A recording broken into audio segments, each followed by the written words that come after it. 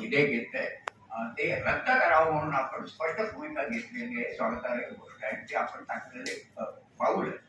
तर त्याच्यामध्ये आम्ही आता जमलेले सगळे विविध पक्षाचे लोक आपल्याला सांगू इच्छितो की आमची सगळ्यांची जी मूलभूत मागणी आहे की त्याच्यामध्ये हे विधेयक मागे घेतलं पाहिजे, रद्द केलं पाहिजे.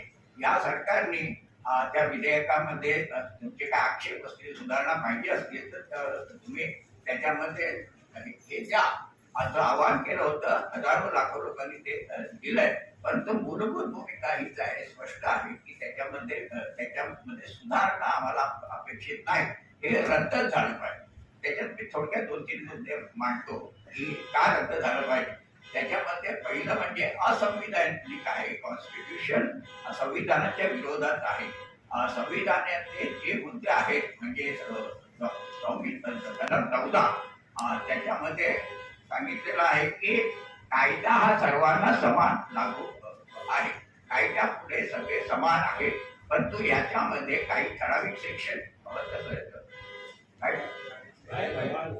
काही ठराविक सेक्शन जो आहे म्हणजे त्याला प्रोटेक्शन देण्यासाठी आणि त्याच्या विरोधात जे आंदोलन करतात, जन आंदोलन करतात किंवा कुठल्याही प्रकारे आंदोलन करतात त्यांचा आवाज दाबण्यासाठी हे विधेयक आणलेलं आहे.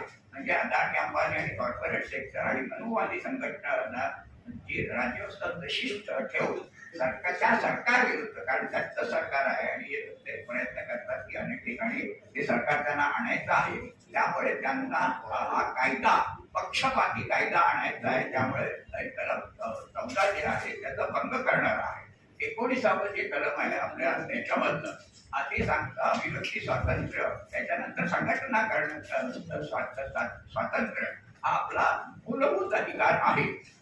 त्यामुळे या कायद्याखाली व्यक्त होण्याचं आपल्याला अधिकार आहे. म्हणजे आपलं म्हणणं काय आहे त्याला म्हणतो जिवंत याच्यामध्ये क्रिटिसिझम करण्याचा, टीका करण्याचा हा कुठला मुद्दा आपल्याला पटला नाही ते मांडण्याचा अधिकार त्याच्या आपल्याला दिलाय. आणि संघटना करायचा, विविध संघटना आहे त्याच्यामध्ये, शिक्षक संघटना आहे, विद्यार्थी संघटना आहे, याच्या संघटना आपण म्हणतो 40 संघटना आहेत.